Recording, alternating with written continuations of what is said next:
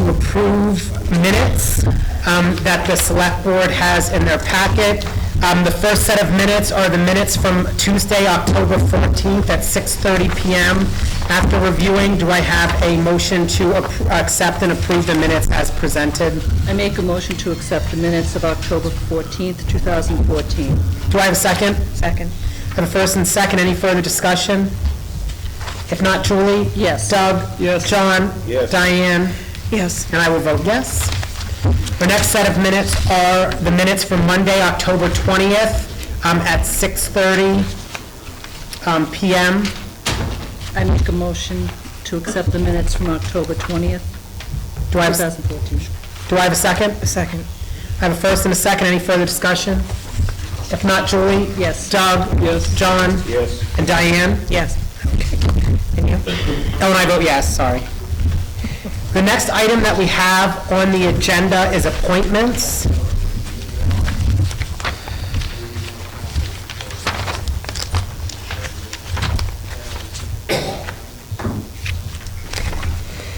So Polly, this appointment policy, is that the correct date that was approved October 14th, 2014? Yeah, Okay, that's one that just voted okay. last week.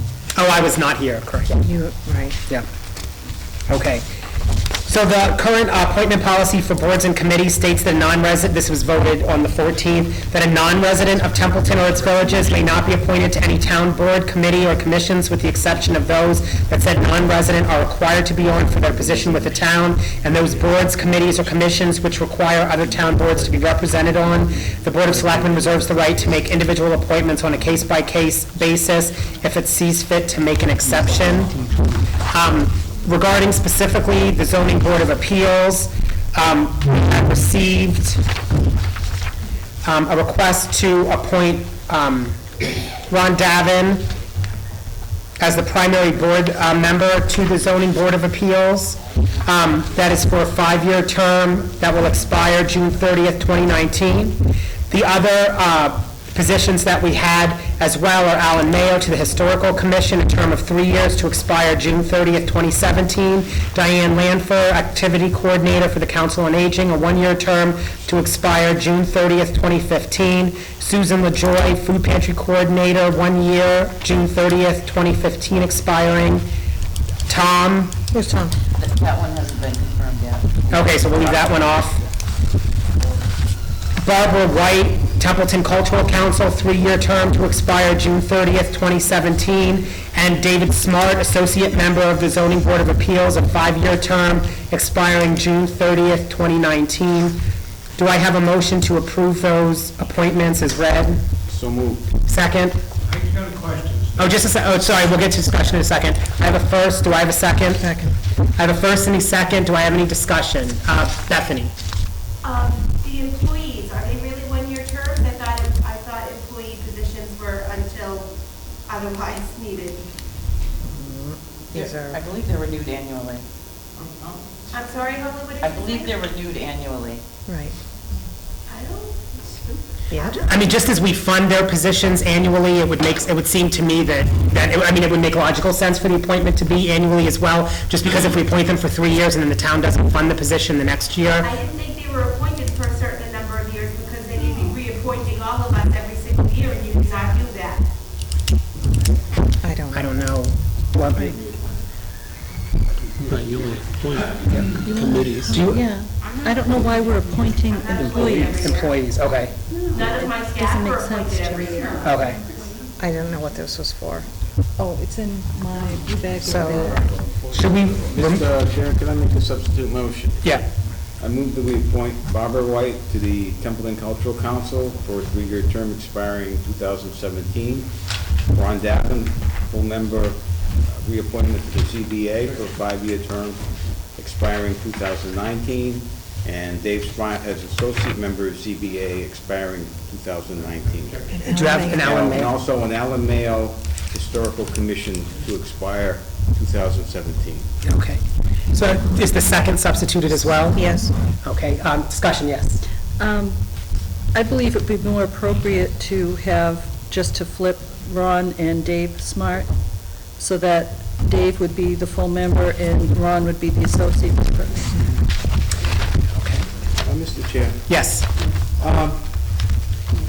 I really believe that that is an insult to Ron, and it's not in the best interest of the town of Templeton. He has Mr. served Chair, two I would like to terms. respond. Excuse me, I have the floor. Yep, just a I second. just said I would like to respond. I didn't say right now. Oh, sorry, go ahead. He's been a member for 10 years, 2 terms. His board came in here and said that he was a conscientious and competent member. What reason is there to replace him? What has he done that requires he be replaced? Yeah, sorry. What I would like to do is to ask our town administrator, who's had over 30 years of administrative experience in municipal government, how many times other communities have appointed non-community members to boards like the ZBA. I'm not saying not to appoint Ron, but to appoint Ron as the associate member. And just so we're clear, the reason that it was Ron as the full member and Dave as the associate, Mr. Smart, was because that's how it was sent to us from the zoning board of appeals. So we didn't make that decision. That's how it was sent to us by that board. Please repeat the question. Sure. Selectwoman Farrell wanted to know, in your experience with other communities, how often is a non-community member appointed to a board such as the zoning board of appeals? I'm not aware of any instances of I am. No, sir. I've been in other communities. Just a second, Mr. Where non-residents have been appointed. Yes, Mr. This years back, we set a precedent that nobody from out of town was supposed to be on them boards. It should be in the meeting, Holly. When one of the Right, correct. President Selectman said, nobody from out of town should be on any committees. And this man that owns this place here couldn't be on the recreation committee because he didn't live in the town of Templeton. Right. Now, why are we bending? We already set a precedent. Right, that, Appoint anybody. Why are we doing it now? right, well, what I'll say is, to answer your question, right, I was on the board then when we had passed that, but based on the vote of the Board of Selectmen for October 14th, 2014, this was I wasn't here for it, but this is the policy that was approved that does contain that caveat that the Board of Selectmen reserves the right to make individual appointments on a case-by-case basis if it sees fit to make an exception. So that was the policy that was adopted on October 14th. The exception was, we didn't have nobody from town would apply. We have a man from town apply, so he should be first. Right. And again, I'm not arguing either way, but I'm just saying, I think, at least when it comes to Ron, I think for the zone, because he works for the town and has not, that would be the reason for me, that I would think that it may be appropriate for him to serve, and I'm not saying that it may be appropriate in this situation to make an exception, because he does have the kind of personal knowledge of the Templeton utility system that, if someone just randomly applied from Gardner, that they wouldn't have. Yes? Again, what has, and this question wasn't answered before, what has he done to not deserve reappointment? Right. Right, and I'm not saying, I don't know as if, or at least, I don't see anyone saying that he doesn't deserve reappointment. I think what the argument is that, and you can correct me if I'm wrong, but that because we do have someone from town who is also volunteered and who was also granted as an associate member, but was recommended by the Zoning Board of Appeals to be on the Zoning Board of Appeals, that would be why we would, because in the past we hadn't. But I understand what you're saying as well. We passed the policy where we can make that Oh, right. appointment. So I think the question is valid. If you're not going to support the reappointment, I think we deserve an answer to the question. What has he done to not deserve reappointment? I don't know if anyone on the Board of Selectmen has a, yes? Yes, sorry, yes, Mr. I mean, I'm not going to Machete. put politics in this town anyway, but I think the board should take into consideration of the actual, the board voted themselves. The ZBA voted themselves. I'm sure they gave a thought as to who, what, why, and when. For protocol, what works. I would expect on the 5 or 6, I don't know how many committees I'm on, whatever. But, a lot of thought process goes into who's the most qualified person, not just because they got their foot in the door first, but the ZBA, they voted themselves, recognizing both people, and they actually made the presentation as far as who they thought would be, in their eyes, a best fit, and it's not a popularity contest. I think it's because of as far as ruling and knowledge of the job. It's not just a popularity. I know a lot of highly qualified people that don't show up to meetings. I know a lot of people that show up to meetings that aren't qualified for nothing. I may be one of them, but but no, I would agree. I think that, at least for me, that obviously, I think that Ron would be the individual that has more experience dealing with the zoning board of appeals, just because he's done it. But I think for me, given that Mr. Smart was also recommended to serve in some capacity on the board, I personally feel more comfortable and kind of more embracing of the democratic process to have people that live in my community represent me. And that's not saying anything, obviously, against Ron, but that's kind of my opinion on the matter. Oh, sorry, Mr. Morrison and then Mrs. Morrison. Yeah, the comment I would make, and I spoke in favor of Ron at this October 14th meeting, but we did approve this policy, and I agree with this policy. At the time, on October 14th, we didn't have any other members. Ron was the only member to be appointed. We now do have a town resident. So, based on our policy, in my opinion, even though Ron is very qualified, and I would respond to John that he's not done anything, he's just not a town resident. I agree with the idea that a resident, Mr. Smart, should be the member, and Ron, the non-resident, be the associate member.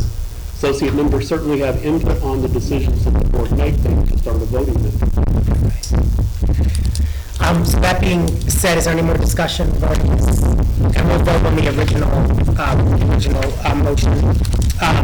No, as amended, the amended motion. Can I just? Oh, yeah, sure. The whole point of policy that I brought, because with the reappointments, I had asked Ron, you know, if you want to be reappointed with everybody else that I was asking, not realizing that he didn't live in town. Right. I have, 100 people I'm trying to reappoint.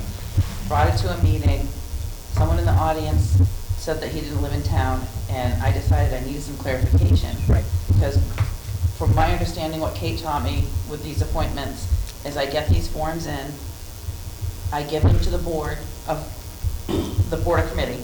So I send it to the ZBA or whoever they're on. Ask them, do you want this person? Are they qualified? Let me know, and then I bring it to you. Right. I have no control over it. I have Oh, no opinion.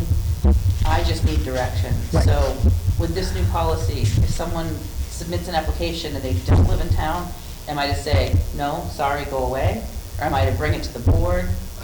I would say to Guidance on still that. bring it to the board, just because we ultimately have discretion to, Because it says the board of selectmen. right, so that we have the ultimate discretion as to whether, so if that person is the only person that, applied for the position, and it would also be a different circumstance as well if the zoning board of appeals came back to us and said, under no circumstances do we want this Templeton resident on the committee. I think we would take that into consideration as well. But in this particular, obvious case, both individuals have been given approval by the zoning board of appeals. So, but I think going forward that anyone who, even if they live in different states, send them to us, because, we'll likely not approve it, but, just for the sake of, then it doesn't put you in the position of trying to turn people down and then explain to them why they were turned down and I just whatnot. need to- Yeah. Right. Yeah. Okay, so we're voting on the motion to approve the individuals as read. Julie? Can I- Could you review the motion again? I Yeah, wanna make sure as I I'm recall, it was Alan Mayo for the term as listed. It was Barbara White for the term listed, Ron Davin for the term listed, and Dave Smart for the term listed, correct? Correct. Yeah, that's as it stands now. So, Julie? No. Doug? No. John? Yes. Diane? Yes. And I will vote no. Do we have another motion regarding this topic, or should we move on? I will make a motion to appoint Alan Mayo, Historical Commission, for 3 years till June 30th, 2017. Barbara White, Templeton Cultural Council, 3 years till June 30th, 2017. Dave Smart as full member of ZBA for 5 years to June 30th, 2019. Ron Davin as associate member of ZBA for 5 years till June 30th, 2019. Do I have a second? Second. First and second, any further discussion? Julie? Yes. Doug? Yes. John? Yes.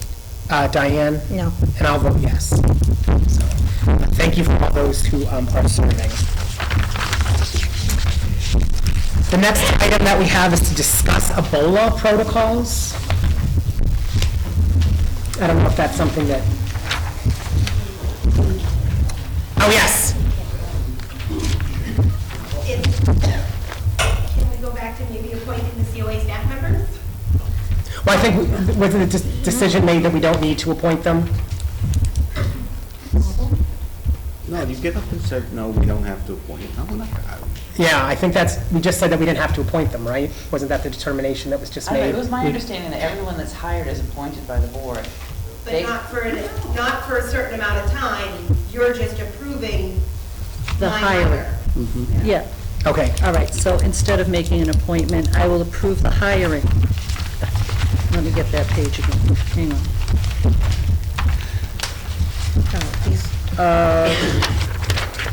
Diane Lanford, Activity Coordinator for the COA, and Susan LaJoy as Food Pantry Coordinator.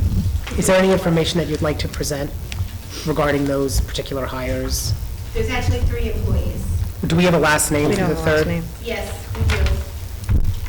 I know Holly emailed me and asked me for the last name, but I was in the middle of something else. Bosworth, B-O-S-W-O-R-T-H. B-O-S-W-O-R-T-H. Okay. And if you want to, I don't know if you want to move a little closer, just so we all can hear.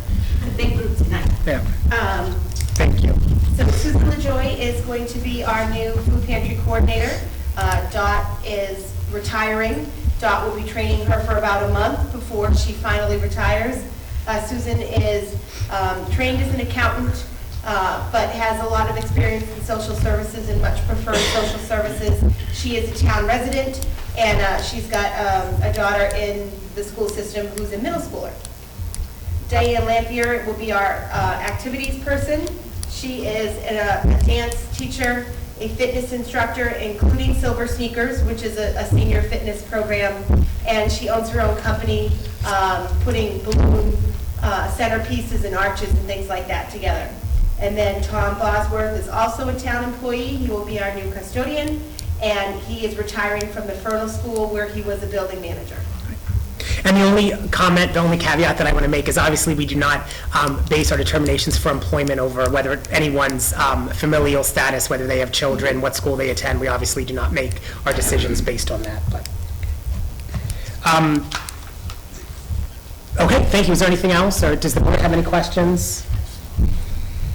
My only question is, for the overlap of a month, I'm assuming that you have funding to cover that. We had the funding in the budget for the activities person and the custodian since July 1. Okay. And we're just hiring them now. So that gives us the cushion to give Susan the proper training and make sure that there's a really smooth transition in the food pantry. Great. And did you have your hand up, or?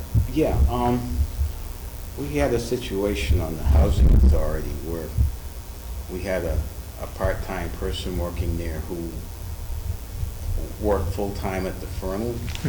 And when he retired, somehow the town got stuck with a disproportionate share of his retirement pay. I don't know, I don't say most or all of it, but Right. I think the question of how that's going to be handled, I think we should look at before we appoint anybody in those circumstances. I don't think we can discriminate against hiring someone based on their past employment. No, we're not, And we're other- not, Julie, we're not talking about past employment. We're talking about the town's liability for his retirement. I think you can do that at a public meeting. Like I said, at part-time status, he wouldn't even qualify for benefits from the town. Jeanette? Oh, okay. This is true, this is fact. It happened to us at the housing authority. Where the town's on the hook for like $8,000, it's something every year, some of his benefits, where he only worked a part-time job. So, how many hours would it be, just out of, 10. that would only be 10? So The then, custodial position is 10 a week. okay. Is there any other discussion regarding those appointments? I had a first and a second, correct? I didn't hear the second, who was that? Oh, was there a second? Do we have a second? Second. I made the motion. Julie made the motion, I get Diane a second. All right. Is there any, yep, Before we vote, Sure. can we ask Bob to respond to John's question? I mean, do you see any reason why the town would be liable for someone's retirement if they're only working a part-time position, but they retired from the Fernal School? He's already retired, right? Yes. Yeah. I mean, He has a state retirement. Luann has an answer to that. I assume the Fernal School, well, it would be in the state system, not administered by Worcester County, but administered right directly through the state. We would not be required to contribute to that. Luann, did you have your hand up? Yeah, I wasn't answering that question, but I do have a question. This custodian starting to work now, and if he is, what's he gonna do if the senior center's not open? I guess that's Yeah, clean scope. Oh, that's a good question, yeah. Yes. he has been authorized to help with the construction. He can help constructing on the building, he can help supervise contractors open the building when contractors are being asked to come give quotes, things of that nature. Attend the building meetings. The funding for the position started July 1. Obviously, we were not in a rush to hire the position, but it would be a key person to help the construction since the building oversight committee is filled with professionals who have day jobs. John, I'm sorry, I didn't mean to cut you off. I can give Bob the name of the employee. I don't want to say it Oh, out right, in yeah. public, but, you know, he can check it out and see what the circumstances are. All right, we'll verify. It's a situation I'm not aware of. We have many employees at the COA who are all retired from something else previously. My own case is comparable. They're not paying any retirement benefit to me. Is there, I just feel more comfortable if we verified that situation. is there any other discussion? If not, we can vote. Julie, Yes. Doug, Yes. John, No. Diane, Yes. and I'll vote yes as well. Thank you. The next, now we can discuss Ebola. Is that, was there, it's on the agenda, is this something that one of you has to? Julie asked for it. Oh, Julie. If anybody has. I didn't know if we were developing any protocols with dispatch, EMS, emergency management on how to handle potential Ebola cases. I think it goes beyond EMS. It's All right. going to affect your police, it's going to affect fire, it's going to affect EMS. It can affect many different people. So I didn't know if we were in touch. I was on a conference call, I did the state one, All right. on Ebola. There wasn't a lot of information forthcoming, but I didn't know if any of the police chief, the fire chief were working on Ebola protocols. Well, I know that I've been listening in on those weekly calls, the conference calls. There's another one tomorrow morning. But it looks like we have conflicting meetings tomorrow. But Yeah. there is another conference call tomorrow. But MEBA's right on top of it. Oh, yes, Chief Report. We've been doing the same with the police and fire. We've met twice now, police, fire, and emergency management, to discuss it. You have to repeat everything that he says. Tonight, Discuss it. in regards to some of their policy changes, and they've made some good progress on their end. Dispatch is It's an working on it. evolving issue. Thank you. And Police Chief, did you have anything that you wanted to? Yeah, as of right now, our dispatchers are asking the two main questions that have come out regarding Ebola. When somebody calls up with flu-like symptoms, our officers have also been advised not to respond to the scene as primary responders. If it's flu-like symptoms, they will stand by until rescue responds, evaluates the scene, and then will respond as needed for media control, quarantine purposes, and stuff of that nature. Okay, thank you. Yeah, my whole purpose was just to make sure that we were taking steps to protect our citizens and our employees. I think it's important that we do that. I mean, it's not, it may sound a little odd just because it's Little Templeton, but like, keep in mind that one of the American doctors that contracted Ebola lived in what, Holden? Holden, so it's not, you know, anything is possible, so it's better to be prepared than to not be, and so thank you very much, and thank you for that information. If there's nothing else on that topic, the next item we have is action on award for CDBG grant management. I don't know if anybody would like to speak to that, the granting of that. We got one bid from Community Opportunities Group that Mike Kingpay works for. Was this in line with what we had budgeted or were planning on spending, or? It's paid for by the grant. Oh, okay. I'm trying to find the total here. It's $169,100, but it's paid for by the grant. It encompasses fuel assistance that they have in there for this grant, the COA outreach worker, and regional housing rehab program.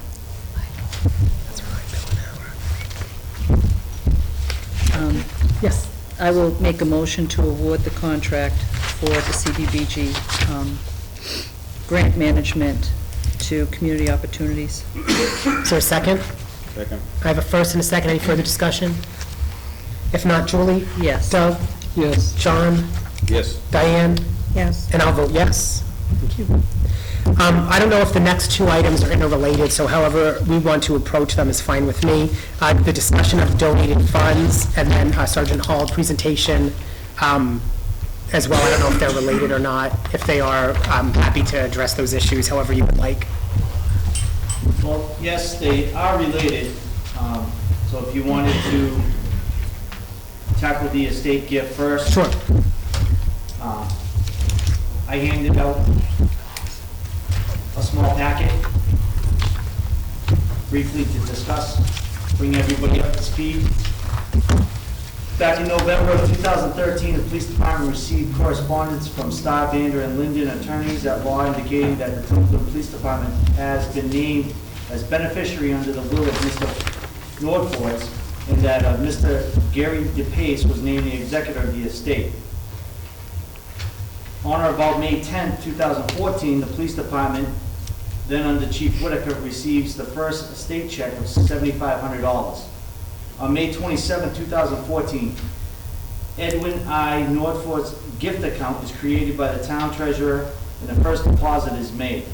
In July 2014, the police department receives a second check from the estate for the amount of $250,000, and that is deposited into the Nordfort account on July 31st, 2014. In October of 2014, the police department receives a third check from the estate for the amount of $85,000. That is deposited into the Nordfort account on October 6, 2014. Also in the correspondence with the executor of the estate, the police department was informed that it would be receiving a fourth and final check from the estate after taxes. Current total of the Northport gift account is $342,500. The balance of Mr. Fortso's estate was to be divided equally between the four named beneficiaries, with number 2 being the Town of Templeton Police Department, 33 South Street, Templeton, Massachusetts. I give 1/4 of my residue of my estate. And as stated under Article 2nd, residuary estate to be used for need determined by the Chief of Police. The discussion or concern was, are we doing things properly?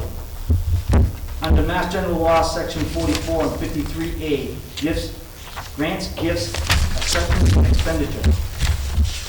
Cutting through all the mumbo-jumbo in the law itself, it states, an officer or department may accept grants or gifts or funds and may expend such funds for the purpose of such grant or gift with the approval of the Board of Selectmen. Notwithstanding the provisions of Section 53, any amount so received by any officer or department of a city, town, or district shall be distributed with the treasurer of such city, town, or district and held as separate account and may be expended as aforesaid by such officer or department receiving the grant or gift without further appropriation. Basically, what that says is that the Board of Selectmen vote to accept the grant or the gift and the conditions thereof. Now, you ask, why would you vote down a grant or a gift? That may determine on whether or not the town would have to come up with funds that aren't there. So if the grant has 50-50 matching funds, the Board of Selectmen might choose to vote the grant down. But basically, you're just voting to accept the conditions, in this case, the conditions of the law. I just have two questions. Sorry, I wasn't here for this meeting, or for the Board of Selectmen meeting where it was discussed. Do we know if probate, like if the probate has been closed and whether Yes. the accounting, so the probate's closed, the accounting has been finalized Yes. and approved by the judge? And the only reason I ask is just because if the executor made some mistake and we spend an extra 10 grand and then they're looking for it back and we don't have it. That Yes. would be my own. Officially, citation of petition for formal adjudication was on November 14th, 2013, and the case was decided on November 10th, I believe, was the final determination. The estate was set up and granted. I mean, May 10th, sorry.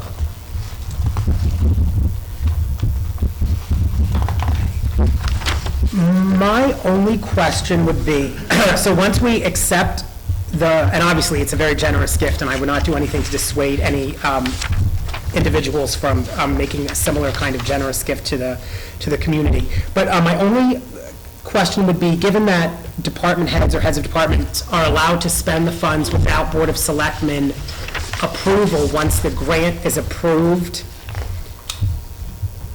is there, and I'm not just talking about this particular case, and it may not have any bearing, well, it likely won't on this particular case, but just in general, is there no kind of fail-safe where if the terms are approved and then a department head were to go out and let's say the grant was for $300,000, so we buy a $300,000 new fire truck or something that requires $75,000 a year of additional maintenance, now we have this item, again, not talking to this particular circumstance, but we have this capital improvement basically with no way to support it in the future. I don't know if that's something that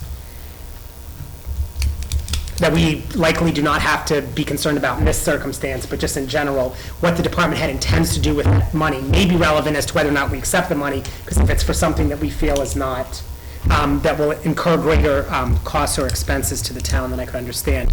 Or if somebody donates property and we don't know if there's, like real estate, and we don't know if there could be some kind of contamination that would be responsible for cleaning up something. Well, I wasn't here for that meeting, so I don't know if anyone, the reason it was.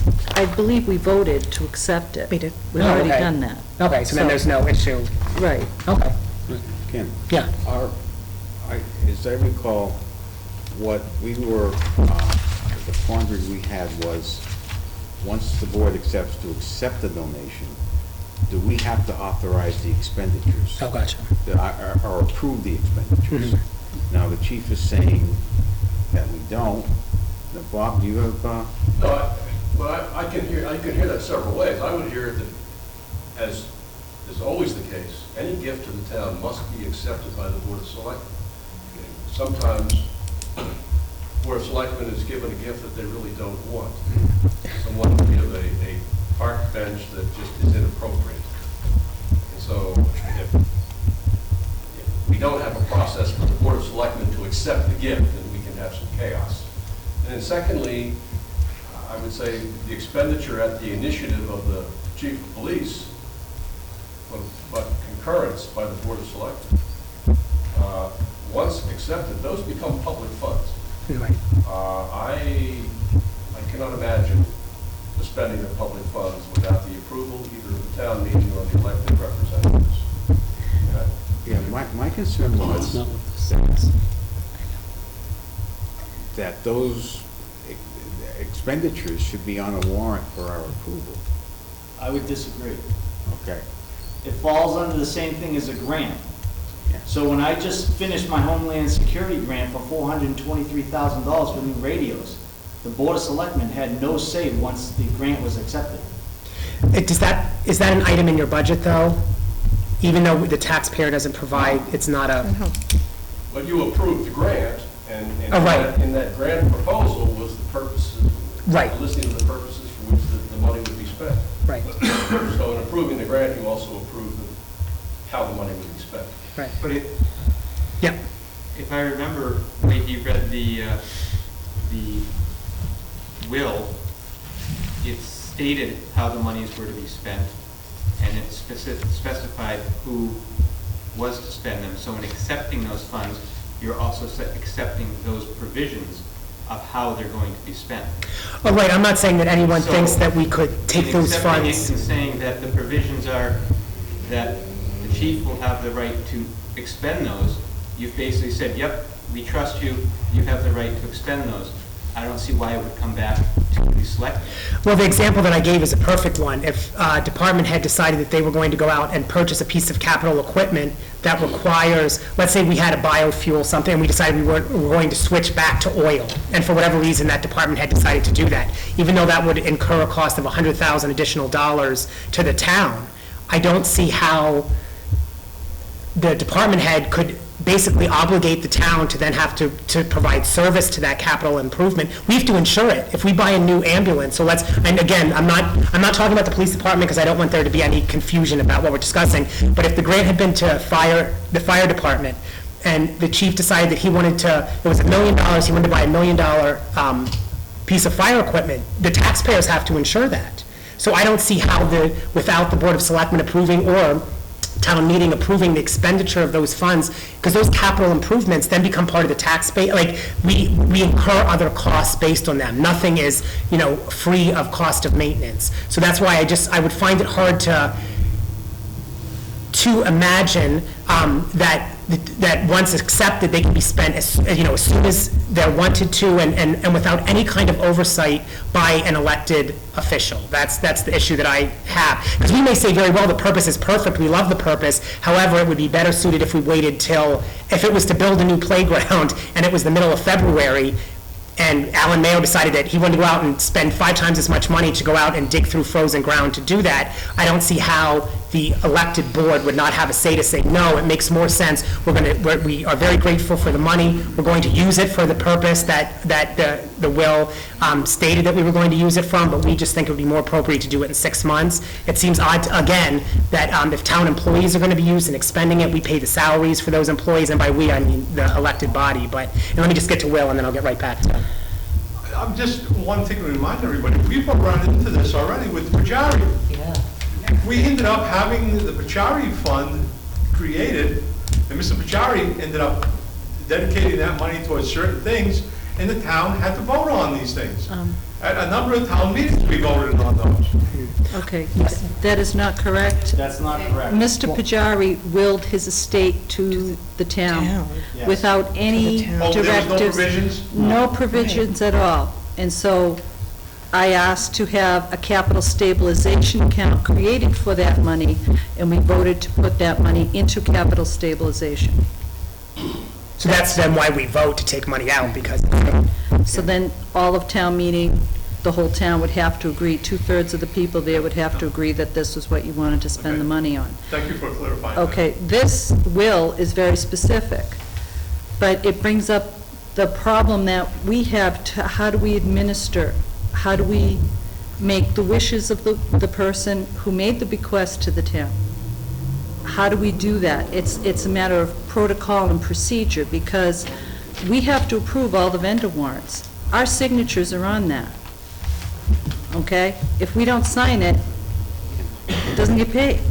yes.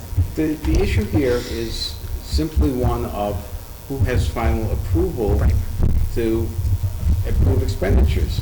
Now, if state law says that it's the Board of Selectmen's responsibility, we can't say, no, we're not going to do it, somebody else can do it, whoever, for whatever. We can't do that. It's our responsibility Second. to approve any and all expenditures, and like Julie said, sign the warrants. Right. Yes. I understand your concern about the additional expenses that could be incurred, and to me, that sounds like it's a policy issue, not a direct issue regarding this. When you accept these funds, you accept them with those provisions. If you want to impose a policy on your town employees stating that if they're going to be spending monies from a grant or from a will, that would incur additional costs to the town outside of that, then they would need your approval. Right. That could be a policy that we put in place. I just, you know, to me, someone, when they will something, I really see that it makes sense to follow that person's wishes as best as possible. Right, again, I think the bottom line is, at least for me, is that even when there is a grant, all of those funds, when they are spent, they're through the vendor, the city, you know, the town treasurer is the only person who can actually cut the checks for that. You know, they are approved by the Board of Selectmen when we sign the vendors, and we are legally obligated and legally responsible for those amounts. So if more than what should be spent is being spent, we'd have no way. So if a department head was awarded $100,000 and they spent $120,000, so now the town is liable for that $20,000. If we don't have a final say on the actual expenditure of those funds, there's no way for us to know even that they're not overspending. Do you know what I mean? That there's no way for us to be sure that $500,000 isn't being spent instead of $400,000. Yes? Wouldn't you know, since you put that money in a gift account, how much is in that gift account, and then you would know how much they look? We would know when the books are reconciled, which could be months. I mean, when the cash book's done, and at that point, it's a little late. We're on the hook as soon as those checks are cut. Yeah, we So are there's no personally way. liable, by the way. Yeah, personally liable for Personally those liable. expenses. So it's not like when you pay a bill where your checkbook is balanced. Our checkbook is never real time, so we never really actually know for sure. And the point being that we wouldn't know until a check was bounced. Even if that was the case, if we weren't signing the vendor warrants with those in, we wouldn't know until a check was returned as bounced that the department had even overspent the account. Again, I don't think that this is necessarily an issue for this particular expense, but I think that we can all agree that no department head will be writing checks themselves to expend the money. All funds that the town spends are approved by the Board of Selectmen through the vendor warrants. That doesn't mean that we vote on every expense that comes through, or that we have to vote on all of these that come through, but when we sign the warrants, keeping track of how much, we know there's $500,000, if we have a question, we can ask the town treasurer, that process will continue. We're not going to change the way that the town does business because someone wills us money, basically. The vendor warrant, though, is for appropriations, appropriated money. So we're signing the vendor warrant to spend money that was appropriated. In this case, if you read this passage again, it says that the money can be expended without further appropriations.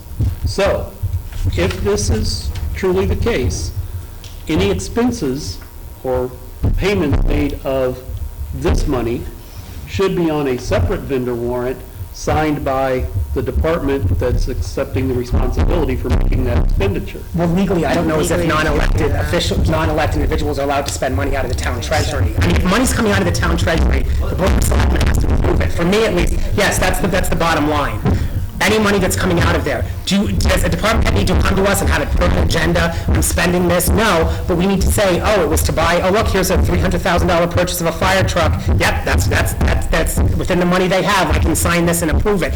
We're not saying that it needs to be appropriated, but just like every other bill, every other payment, when bond payments go out, there's a warrant, a separate warrant that we sign approving those payments. Anytime money comes out of the tax treasury, the Board of Selectmen is responsible for that and has to sign off on it. So when we say approval, again, I don't think anyone is suggesting that anytime you come here, that you don't have to come here and say, oh, well, I'm buying tires for this or I'm buying this.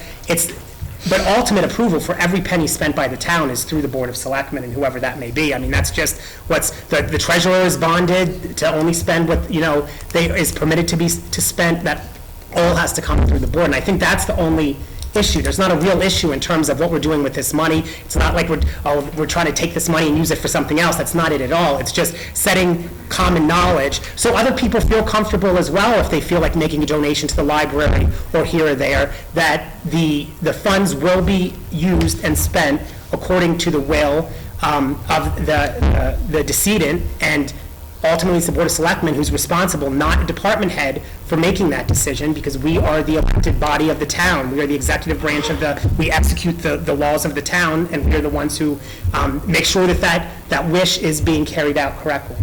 So with what you just described, if the need of the department, because that's what it says here, that to be used for the needs of the department. So the department determines, yes, we need 5 new police cars. So the chief then decides, I'm going to buy 5 Mercedes police cars versus 5 Ford police cars. We're just going to sign off and say that's okay. No, that's exactly what I'm saying, is that isn't what I don't agree that that's what would happen. Just like anything else, we have to approve of. The department head cannot, the argument that I'm hearing is that the department head, because it says they can just spend the money how they want it, they can just go out and spend it, and they can't. The Board of Selectmen has to approve every penny that comes out of that treasury. So I agree completely with you. If the police chief said that I decided that we could buy 5 police cars, but if we get one that has 24 karat gold rims, that's what I'm going to do. I mean, we have to be able to say no. That all we're going to do is sign the warrant. No, I'm saying. Make sure they haven't overspent. No, that's not what I'm saying. I'm saying that's the extent of what we need to do. I think what's being, instead of, I know I'm not being carried away. My examples are perfect examples of these are hypotheticals that could happen. We can't just trust funds in the town treasury to the will of a department head. Mr. Chair, if the department decides that we need 3 new cruisers, and we choose a car that we feel is what we need in the department, and I have the funds in the grant to buy that, then the board should only be concerned with whether or not I have the money in the fund to pay for it, not what I'm buying. Here's what no one can put a gun to any of our heads, metaphorically speaking, to sign warrants, as we know. Let me finish. No one can tell us that we have to sign. So there have been many times when certain individuals have not felt appropriate signing certain items, and they are removed. It is always at the discretion of the individual. If people don't like it, they can recall us, or they can. That's how democracy works. If you don't like what we do, then you don't have to re-elect us. That's the bottom line. You cannot say to us, to any one of us, it is your legal obligation to sign this vendor warrant. Just like you can't say it's your obligation to show up to meetings. If I decided I never wanted to come to a meeting again, unless I'm recalled, I'm still a member of this board. Additional requirements cannot be presented to us. You cannot say, I want to spend the money this way, so you are forced, elected official, to do what I say. No. If 3 people decide that they don't want to sign it, they don't have to sign it. And yes, that would be a bad precedent. People would not leave money to the town anymore.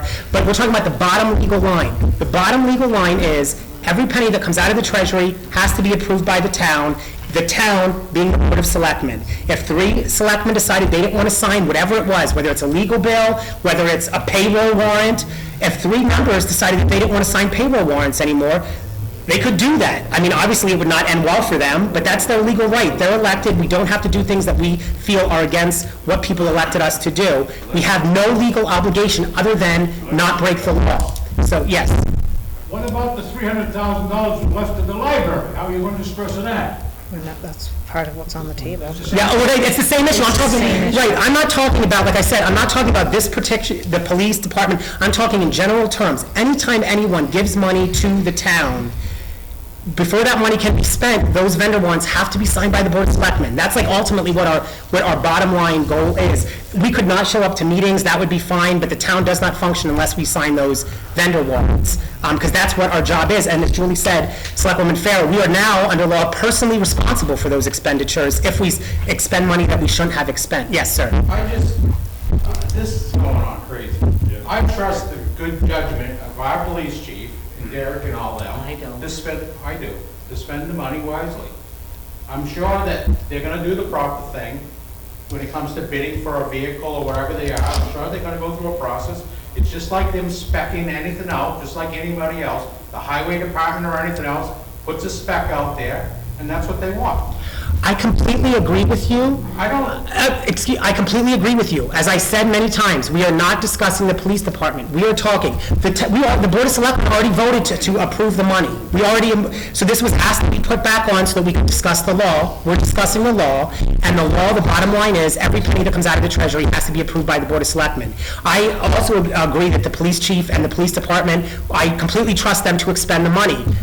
we're talking about what the law says is a responsibility, and what the law says is a responsibility is that the Board of Selectmen is responsible for every penny that comes out of that treasury. So if 3 selectmen decide that they don't want to sign any warrant for any reason whatsoever, that is their choice. And if the town incurs legal costs because we don't comply with contracts or whatnot, then that particular individual won't get reelected. I mean, that's how it works. But department heads who are not elected and don't live in town, that's really irrelevant, but who are not elected, who are appointed by the Board of Selectmen, do not have the ability to spend money out of the treasury just by writing checks. The law says they have to come from the treasurer. She's bonded and insured for making mistakes, and she can only cut checks if the Board of Selectmen approves the vendor warrant to pay that expense. So, I mean, that's the bottom line. The bottom line is, I think everyone here completely agrees. I don't think there's going to be any problems with this particular monies being expended, but we just want to make it clear that the law is very clear. The Board of Selectmen has to approve all expenditures that come out of the treasury. Yes, sir. I understand what you're saying, that, the town Board of Selectmen are going to sign those vendor warrants. You also, though, have set a stipulation. By accepting the funds, you have also accepted the stipulation that went along with it. Because when you're accepting them from the bill, you're saying, I'm taking it with these provisions, just like if you were accepting a piece of property, you said, I'm going to accept this property with the contamination it has, I'm not going to accept it if it was contaminated. I'm accepting it with the provisions that in this case, the police chief has the right to determine how those funds are going to get used. So now, once you've accepted those, you're now really just making sure that they don't exceed those expenditures. I know what you're saying. You're not going to be happy if he says he wants to buy, Mercedes or Rolls Royce or something, but that is something that the person who willed the money to this said, we feel more comfortable with this person here making the decision for whatever reason than the selectmen. We don't know the reason. So if you don't want that ability to say, we don't like what you're spending it for, then you should reject the funds. You shouldn't say, we're not going to sign something because we may not like it. Exactly. That is exactly a policy and a political issue. So I completely agree. If that's what they said that they wanted the money to go towards, and some selectmen decided that they're refusing to sign it because they don't agree with that, or they think that we shouldn't have accepted the money in the first place, that is their right to do it. You can't be forced to sign off on a vendor warrant. So, exactly, I completely agree with you. It should be used for that. I'm arguing what the bottom line law is. The question is, does the Board of Selectmen have authority to sign those warrants and to approve those, just like every other bill? Yes, they do. We're not discussing whether we should, whether it would be bad policy, bad politics, and just wrong morally for me to not use them the way they wanted to be spent. I am just saying that with that being said, ultimately, legally, the bottom line is that the Select Board has to approve money that's being expended from the town treasury, regardless of its source, yes. Regardless of how we got the money, the chief can end up looking at cars, but he has to use the process of procurement that this town has, period. Right. I mean, the chief is not allowed to take and just go out and buy anything. Right. He has to use the town procurement process, the bidding process. So that, I think, is where we end up having to take and end up hearing what the selectmen have to say about the use of the money. He can end up looking at the vehicles, but in all cases, he has to use the procurement and the bidding process. Right. I understand we have a conflict here. Right. But I mean, we need to take it end up. I think this is a mute point, so to speak. Well, it completely is, He right. can end up purchasing it, but he still has to use the town's processes to make the procurement, and it needs the selectmen to agree with that purchase. Right. When to sign the vendor warrant, even if we don't take a vote on it, just we vote by whether or not to sign, which I'm sure, we've not had warrants signed. We've not had an issue with that happening as of yet, but yes. I think we spend the whole... No, I completely agree. I completely agree. It just, you're right, anything that comes out of the treasury has to be approved by the board. I've had several talks with the chief. He's a reasonable man. I don't anticipate he's going to do anything. We didn't ask for this to be back on the agenda. I mean, I didn't ask for this to be on the agenda. I'm just discussing the issue because it was given to me. I'm comfortable with him making decisions. Right. And I'm sure that if he has any questions or concerns, that he'll get back to us. Right, and if, like I said, and if anyone isn't, this is not about that particular issue. I think the bottom line, at least as I see it, is whether or not, as the law was given to us, what does that law say? And I think that it does not trump other state law regarding the signing of, expending of those funds. So does that cover the, now we have the presentation? One is basically related to the other. Right. So if we made a decision that the chief can spend the money, I think I can help try to explain. We did that on the 14th, right, right. Yep. I think that we're clear that you don't need a vote from this board to approve that, I understand that spending, right. Vendor warrant, and if there's questions on a vendor warrant, you just won't. Just ask, just like we do with anything else, right, right.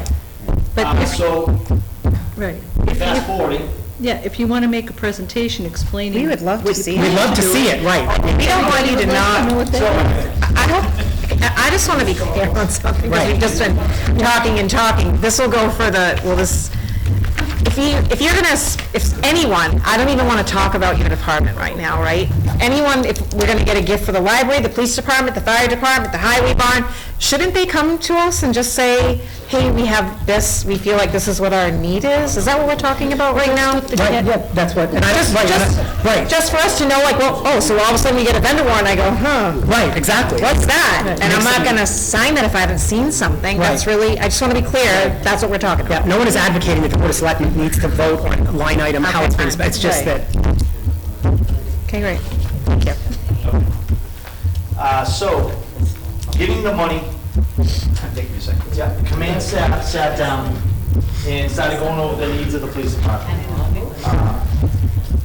First off, priority number one of the police department is a new station. Obviously, we can't do that.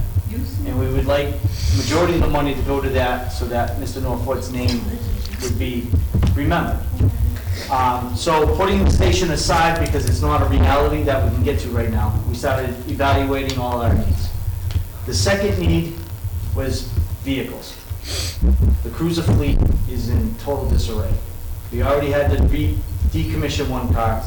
We're running another car that has over 200,000 miles on it. We have a detective car that needs substantial maintenance done to it. We have another cruiser that we put over $2,500 into it last year for an air conditioning unit that failed. So the car isn't feasible to run in the summertime. It has no air conditioning. It blows out hot air. So that's another cruiser that's going to go down. About 3 years ago, we rebuilt two cruisers, 06 and 07. 06 is deadline now because it rusted out. 07, we're going to have to deadline it because of all the cluster gauges or the check engine lights that come on. It's going to cost us anywhere, estimates were anywhere from $35,000 to $5,000 to repair all the check engine lights. The rebuild of the cruisers sounded good when we did it. They're not lasting. And every department that I've talked to said the rebuilds aren't lasting. So we decided that we needed cruisers. I was talking to Mr. Marco about cruisers, and we have gone and we have ordered cruisers. They will be coming, and I have spoken to Diane about this, and I've spoken to Mr. Marco about it, and I've been speaking to him the entire time about the whole entire process. The second need, actually the third need that we found that we're gonna have to do is a new jail cell at the station. Currently, we have no facility to hold a prisoner once we arrest him. Governor Patrick passed new domestic violence laws stating that all arrestees of domestic violence must be held for 6 hours after they're arrested. Well, that is not feasible for us. Being that there's only 2 guys on duty and we have to hold somebody for 6 hours after we arrest them, is just not good for the community. So Sergeant Hall and I, we have spoken about this. We started looking into it. We feel that we can put a single jail cell off the back of the station for under $25,000. And that is the presentation that he's going to present now. Are there any questions about the cruisers or? Are they Mercedes? They are not Mercedes, they are Fords.